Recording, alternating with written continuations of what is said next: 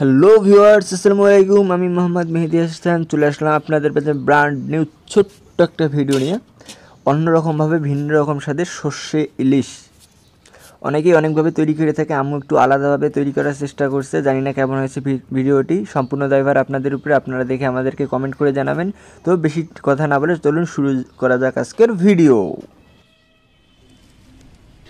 Viewers, তো আপনারা দেখতে পাচ্ছেন এখানে ইলিশ মাছ পিস পিস করে ধুয়ে পরিষ্কার করে নিয়েছে আম্মু।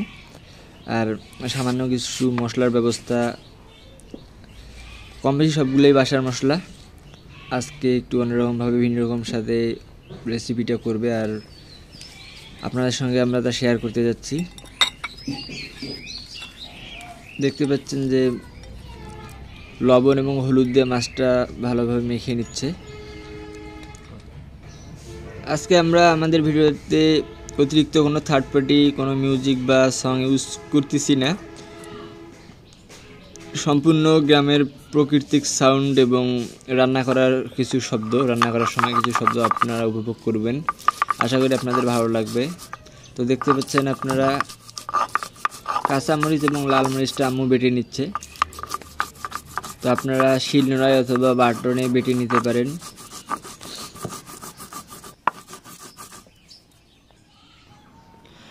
আপনাদের জানার সুবিধার্থে আমি একেবারেই বলে দিচ্ছি, এখানে কাঁচামরিচ প্রথমে বেটে নিচ্ছে, তারপরে আদা বেটে নিচ্ছে, এরপর এক এক করে পেঁয়াজ কুচি এবং রসুন বেটে নিবে।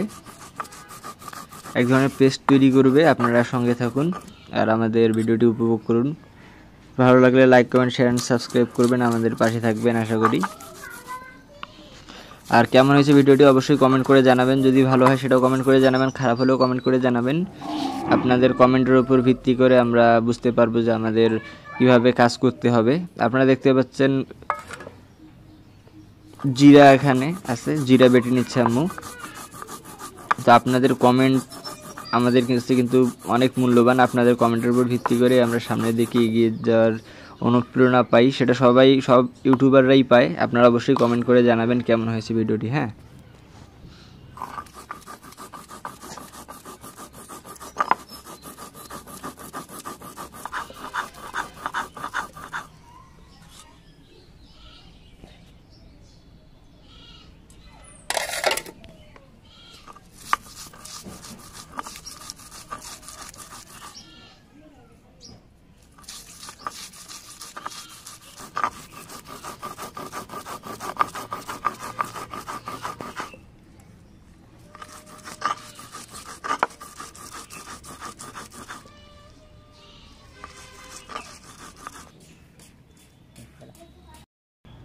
ইতিমধ্যে মশলা বাটা বা পেস্ট করাটা হয়ে গেছে। আপনারা দেখতে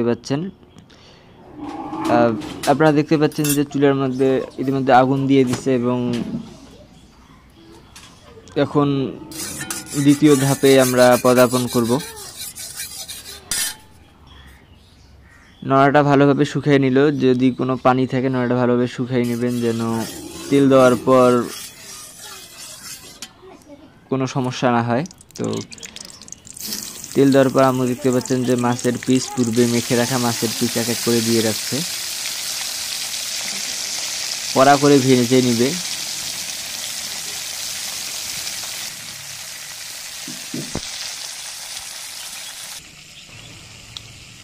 ওইদিকে আমাদের মাছ ভাজার প্রসেস চলতেছে। তো আমরা চলে আসলাম আবার পূর্বের স্থানে। আপনারা দেখতে পাচ্ছেন আমাদের কাঙ্ক্ষিত যে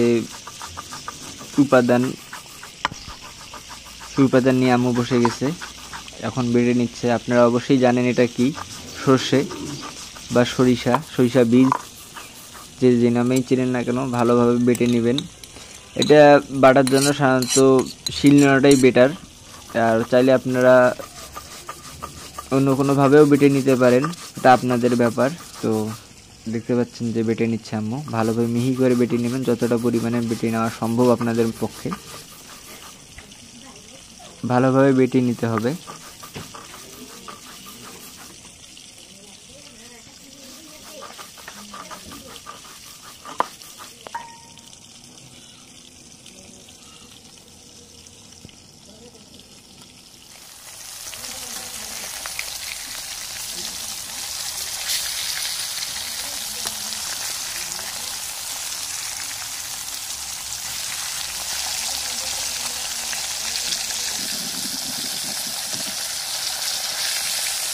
আসলে শুধু একদিকে দেখলেই তো হবে না, এদিকে আবার মাছটা ভাজার জন্য চুলের উপরে দিয়ে দিচ্ছে, তো মাঝে মধ্যে মাছটার দিকেও খেয়াল রাখতে হবে। এই জন্য দেখতে পাচ্ছেন আম্মু মাছটা উল্টে দিচ্ছে। একদিকে ভালোভাবে ভাজা হয়ে গেছে, অপর দিকে মাছটা ভেজে নেওয়ার জন্য উল্টে দিচ্ছে। তো ওই পাশে দেখতে পাচ্ছেন আপনারা আম্মু এখানে একটা বাটির মধ্যে পানি দিয়ে দিচ্ছে, ওই সর্ষের মধ্যে পানি দিয়ে আপনারা দেখতে পাচ্ছেন এবার রসটা চিপে বের করতেছে। এটার কারণ হচ্ছে সর্ষেটা যদি সম্পূর্ণ সর্ষে দেওয়া হয় অনেক সময় তিতা লাগে বা একটা তিতকুল ভাব বা একটা টক ভাব চলে আসে। তো এই জন্য যতটুকু পরিমাণে সম্ভব চেপে রসটা নিয়ে বাকি যে ছালটা কালো ছালটা আম্মু সরাই নিচ্ছে। আপনারা যথেষ্ট পরিমাণে সরাই নেবেন, যতটা আপনার পক্ষে সরাই নেওয়া সম্ভব ততটুকুই। মাছটা ভাজি হয়ে গেছে দেখতে পাচ্ছেন, মাছটা উঠে নিচ্ছে এবং ওই তেলের মধ্যে আবার পেঁয়াজ কুচি ভালোভাবে ভেজে নিচ্ছে। আপনারা দেখতে পাচ্ছেন ভালোভাবে ভেজে নেবেন পেঁয়াজ কুচিটা ভালোভাবে ভেজে নেওয়া হয়ে গেলে বা একটু ব্রাউন কালার চলে আসলে আপনারা ওখানে পূর্বের বেটে রাখা যে মশলাটা, মরিচ পেঁয়াজের যে মশলা বা পেস্ট যেটা, এটা দিয়ে দিবেন এবং পর্যাপ্ত পরিমাণে বা স্বাদ মতো আপনারা এখানে লবণ এবং হলুদ ব্যবহার করবেন, যতটুকু পরিমাণে আপনাদের প্রয়োজন ঠিক ততটুকুই।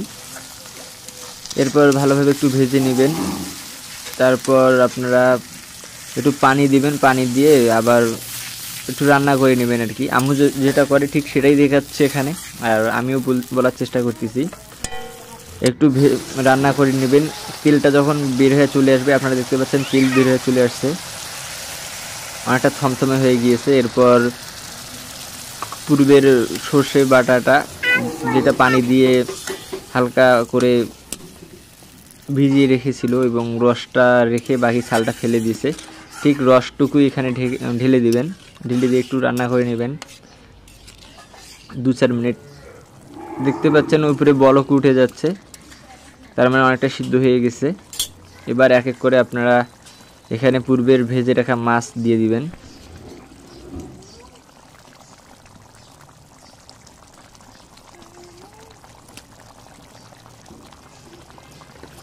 এরপর একটু নেড়ে চেড়ে নেবেন এবং 5 মিনিট অপেক্ষা করবেন। 5 মিনিট অপেক্ষা করলে রান্নাটি হয়ে যাবে আশা করি।